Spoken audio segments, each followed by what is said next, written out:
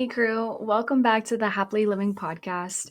If you're new here, this space is all about living intentionally, joyfully, and sustainably, not perfectly. And if you've been here for a while, welcome back. This month's episode is landing right in the middle of the season of more. More deals, more dinners, more decorations, more debt, and more dopamine hits. And in between all that more, we've got, National Recycle Day that just passed. And it just leads me to believe that it's a way for us to just, hello, are you there? Make sure that you're doing what you're supposed to do as an individual. Because yes, we're not perfect. We're constantly consuming no matter how little it is. Sustainability isn't perfection, right? So just acknowledging the things that are put in place during the biggest month of more, something we should think about. So today we're talking about overconsumption, the thing that happens when our habits start consuming us. So let's start with the why behind it all. And I broke these down into different acts. So act one, I get asked this all the time. Why is this so important to me? Why am I so passionate about the environment and being sustainable and eco-conscious, this whole mindful living movement? Honestly, there's multiple things that got me here. I don't even know how I fully got here, to be quite frank. My sister, I have different sisters. That was weird, right? I have multiple sisters, but we're known for different things. I'm known as the hippie. Jules is known as the Paris Hilton, and Gia is known for the gym rat.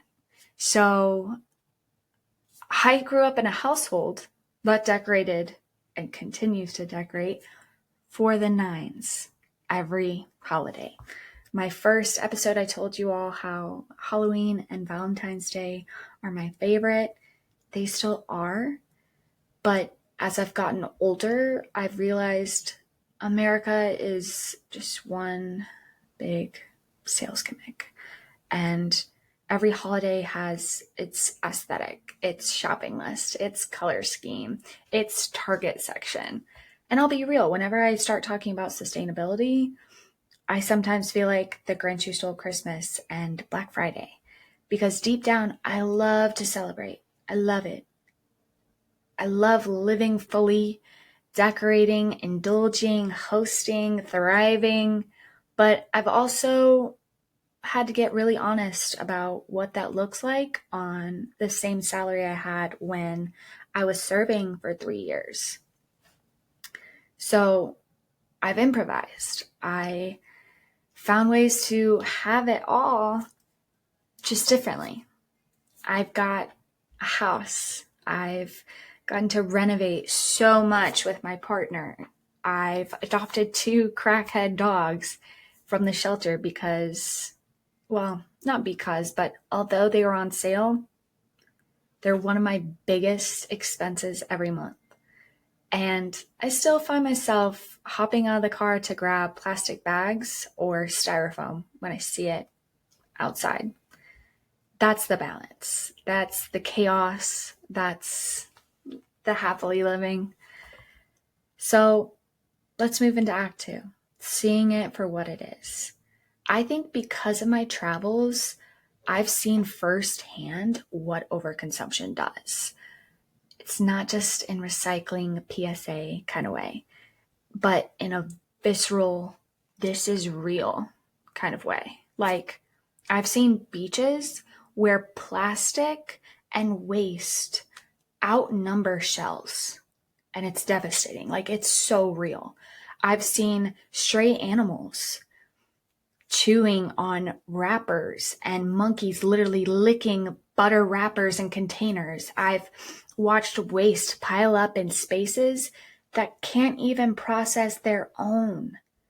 And then I come home and it's business as usual, right? That's the thing. We throw things away, but there's no away. It's an out of sight, out of mind. And I've come to the awareness that out of sight does not mean it's out of here. And that's the thing. Our lives are set up for consumption, but we barely notice it anymore. And I'm not here to make you feel bad in any way for living life, right? I am in no way having an episode talk about overconsumption where I'm telling you shouldn't do things as like that's it. You shouldn't do things, because who's going to listen to that? I wouldn't listen to that. But you guys do know that when I have episodes, I talk about the truth. I bring awareness to something. I talk about what that looks like as an individual in a day-to-day setting, and what simple shifts that we could do in our lives, how that changes it and makes a huge impact. And it also contributes to our overall well-being, both financially, mentally, and environmentally. So let's talk about the weekly yard work, right? The fertilizer, the pest control, the constant upgrading of what's already working fine. The new fall decor every year, the 5th reusable water bottle because that one's cuter, the new iPhone because it's time for an upgrade. It's not just buying, it's habitual buying. It's identity buying. It's I shop, therefore this is who I am. And this month, November, it's amplified to the max. So before we move on to the next act, I want to discuss those little ones in a little bit more depth. So yard work, leaving the leaves is a huge deal. Leaving the leaves does not mean you don't care for your house, your apartment, whatever it is. It's not a way of showing you are irresponsible. Leaving the leaves does not mean that you don't care, but the exact opposite.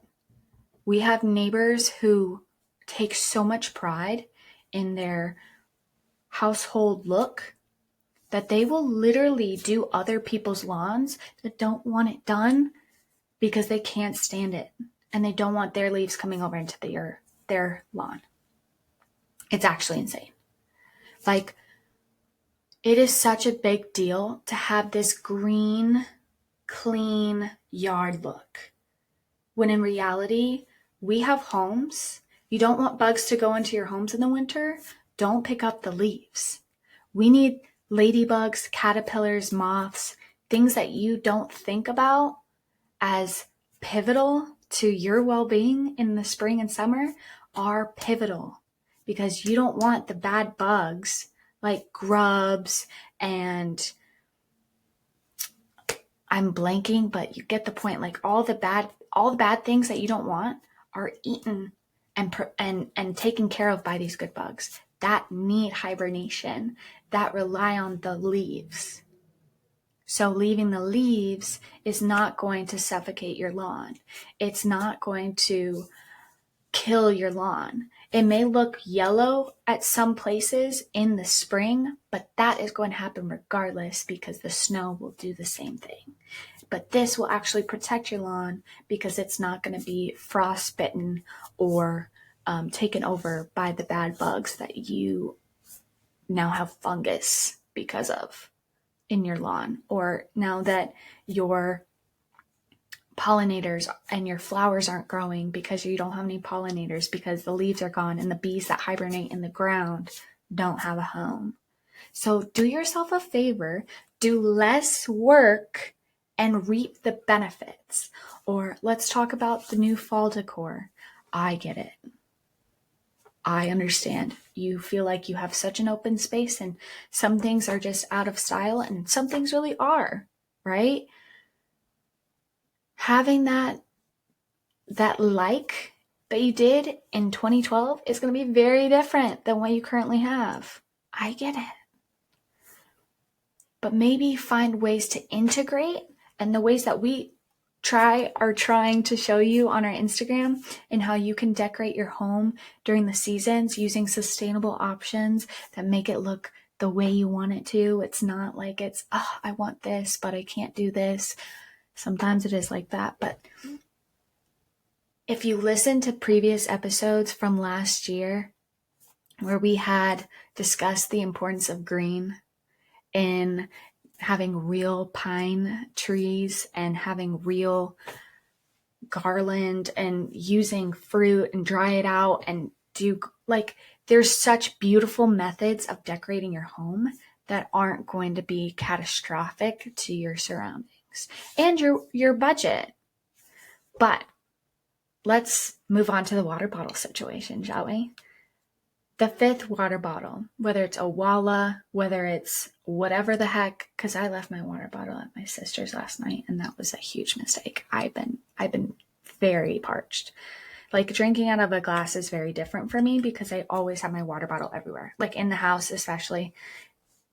It's quite interesting, especially once you start doing that, you'll realize that you carry it with you everywhere. But I forgot the name of that brand. It's a big brand. Between Owala and that one, it's huge. Hydro Flask. Hydro Flask. So I have a Hydro Flask out of coincidence. Let me just be straightforward. I looked up something that would be very good as a water bottle. And Hydro Flask is there. They have really good products. But do I need 5 of them? No. I found one that I really thought was super cute. And yes, there's always going to be more that are cuter. But look, I looked into one that I knew would last. I have a straw that'll shut, so I can have it on my bag, or I can have it on my backpack, or I have it on my bed, and it's not going to spill. And it still has the straw opportunity, right? I want to drink out of a straw. I thought about things, is what I'm trying to tell you. I thought about my purchase as I was going into it. Just because others may have cute water bottles doesn't mean you need to get another one. You can definitely say, that is such a cute water bottle, I love it. Or however, but you don't need to feel like you're less than just because you don't have the cutest water bottle. Secondly, the iPhone. I still have the iPhone 12 and it's literally working so well, but I've been told that I have a crap camera, and I think that's because I have no storage. So what was I going to do? Well, do I really want to go through my storage? Absolutely not. But I need to. I need to get over myself and go through the storage, which is 2,000 plus photos and videos and whatnot.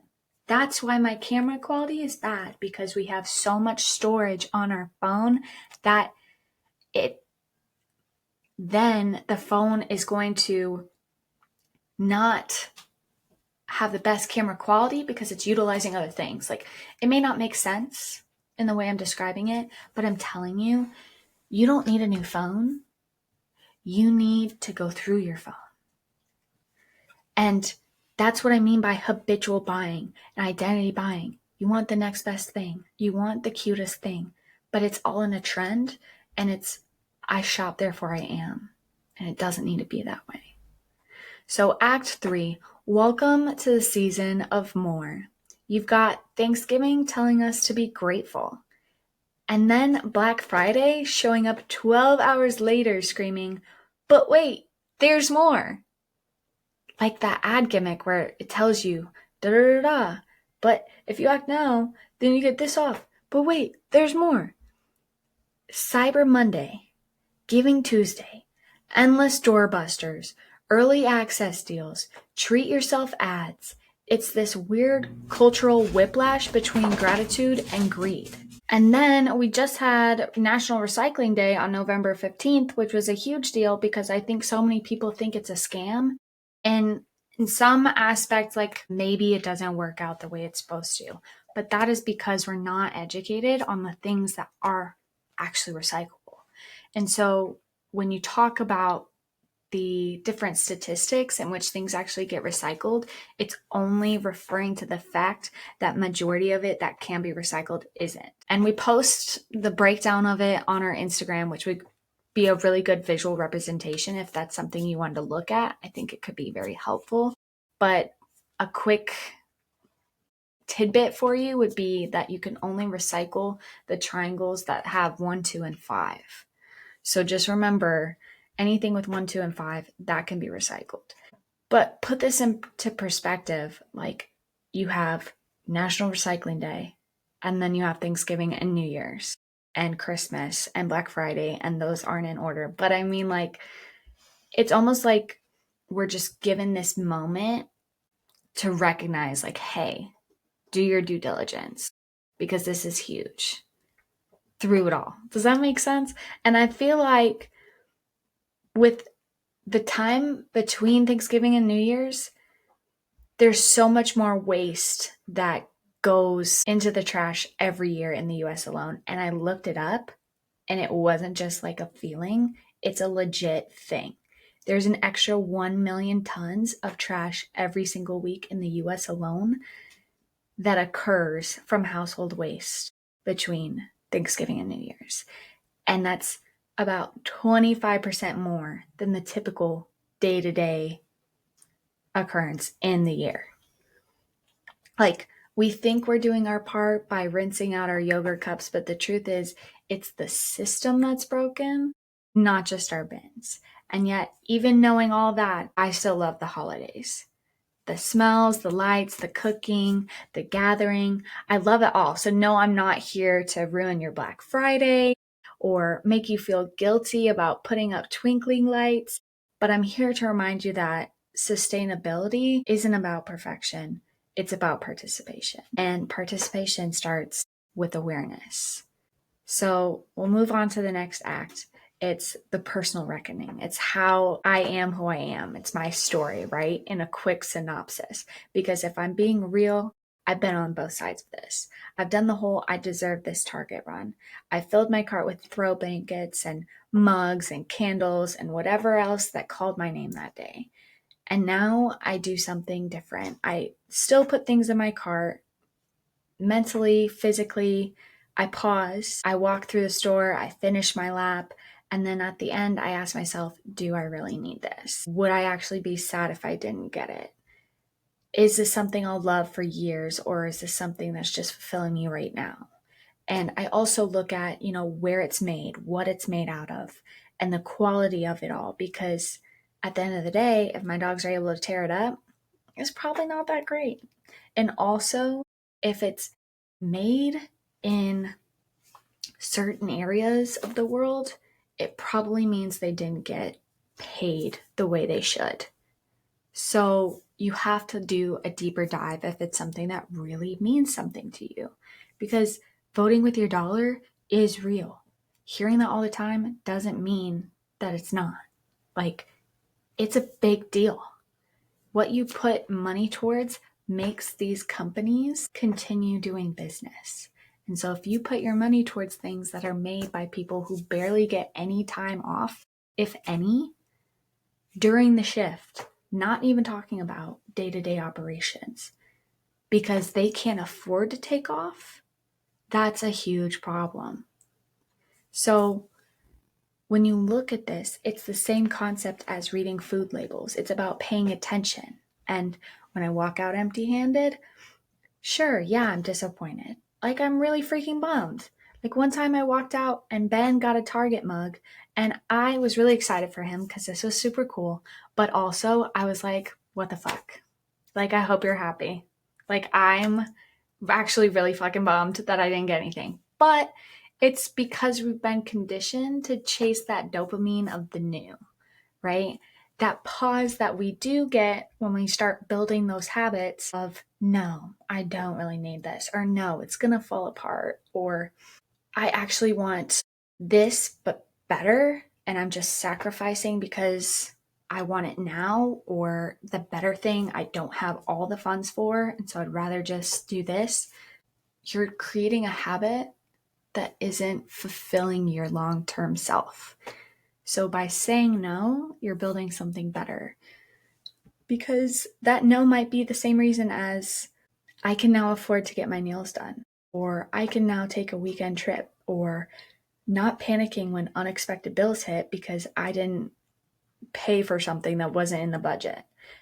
It's not about deprivation, it's about redirection. And I'm not like trying to preach to the choir. This is something I'm still consistently working on, because I do that. Even when it's quality, even when it's from the thrift store, whatever it is, I still overpurchase. I just bought a $125 15-pound turkey because it was taken care of properly, and I'm not even going to be here on Thanksgiving. So I'm donating it to one of my family part things, what have you. And then I'm just going to have a little bit. But like, I would so much rather pay for something that's worth it than I would buy something that is just to buy. So I'll break that down a little bit more, but I want to stay on topic because you guys know that I can get off topic very quickly. Act 7? Who knows? The cost of more, right? Let's talk numbers for a second. In 2024, Americans spent about $9.8 billion on Black Friday alone. And here's the kicker. The average household is projected to throw away $1,500 worth of unused items every year. That's not even counting the hidden costs like the energy, the shipping emissions, the labor behind those cheap deals. Overconsumption isn't just cluttering our homes, it's exhausting our planet, our wallets, our mental health. It's a trifecta, and we keep doing it because the system is built to make us feel like we're missing something, like we're not enough without more. But what if enough was actually enough? So, Act 8, redefining celebration, or Act 7. I've been thinking about this a lot lately. Like, what does it mean to celebrate in a world that's already full? Maybe it's decorating with what you already have, pieces that carry memory instead of a trend, right? Maybe it's cooking with intention and buying local, wasting less, slowing down. Maybe it's giving gifts that mean something, not just things, but experiences, quality time, presence, because gratitude isn't about scarcity. It's about seeing abundance differently. And maybe that's the real rebellion this season, not needing more to feel more. So when you think about, oh, I wish I had A, B, and C when you're decorating, and you feel less in the spirit of things because you don't have A, B, and C, but you're trying to be better. You don't have to go without decorations. You don't have to go without doing the things that make you happy just because you're trying to be sustainable. There are so many ways that you can decorate your home for Thanksgiving, for Christmas, for whatever season is around. You can go to our previous episodes, and they have so much insight that I loved getting to create for you guys that discuss how going green actually benefits our mental health, our wallet, and our overall surroundings, and the environment, which is the surroundings. So go into that, listen, tune in, share with us what you found to be really helpful, because I'm telling you, I get it. I love to purchase things and decorate. I'm not a person who doesn't, but there's ways that we can do it more friendly to all three things. Now, let's go into the ripple continues. Last month in the ripple effect, we talked about how small habits create waves. This month, we're facing the other side, how unchecked habits can start to drown us. But here's the good news. If one person, and I talk about this all the time, if one person can negatively impact the planet, then one person can also help heal it. That's the ripple. That's you. You don't need to change everything, just something. Maybe this year you decide to buy a 3-in-1 travel utensil where if you travel a lot for work, you don't have to use plastic cutlery and toss it out, because I was doing that all the time, and I realized just because I'm one person, I'm literally going through so much, and this is driving me nuts. Or maybe you decide to take a coffee tumbler with you when you go get coffee or tea any location, because you know that you get it quite often. It's a habit you enjoy and you treat yourself into that indulgence, but you don't need to add waste to it because you don't have to. You have something fun and cute. But maybe this year you can skip the impulse buys and start small by maybe donating the fruit or veggies. I mean, it just depends on what you want to give away and what it actually is taken, but you know that's going to go bad. You know you don't want it. You're not going to be in the mood for it. Donate it to someone that needs it.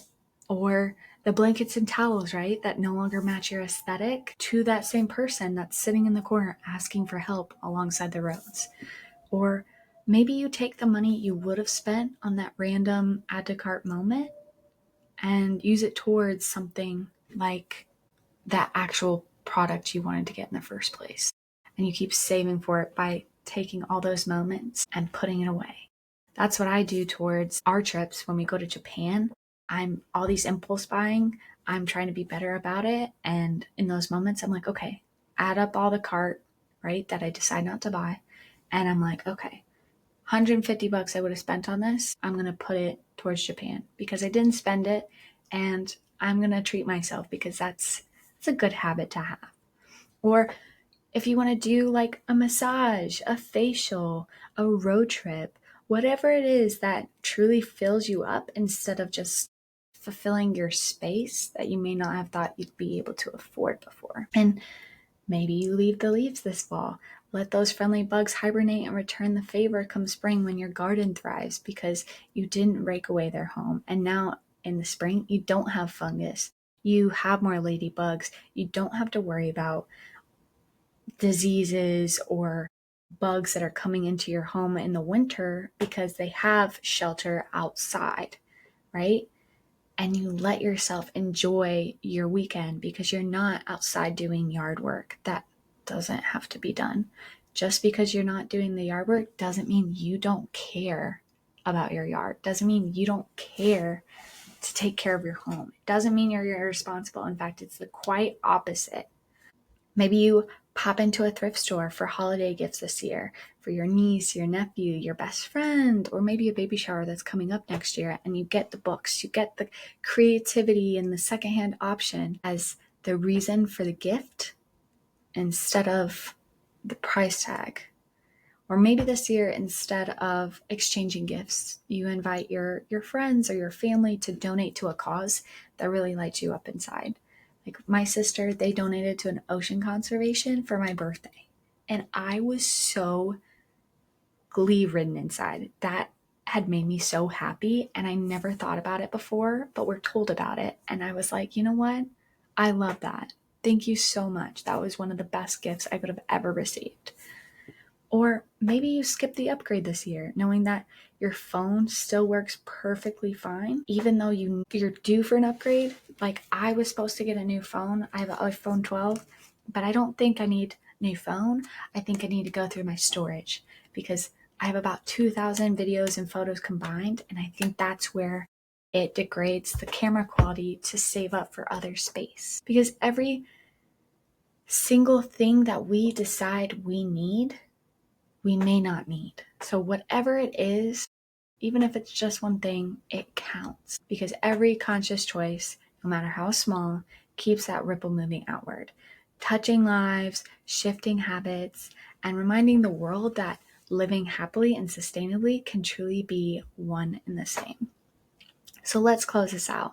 As we head into Thanksgiving, I hope you take a deep breath and look around and see what is already yours. The people, the home, the love, the light, because the happily living community isn't about perfection. It's about participation and presence.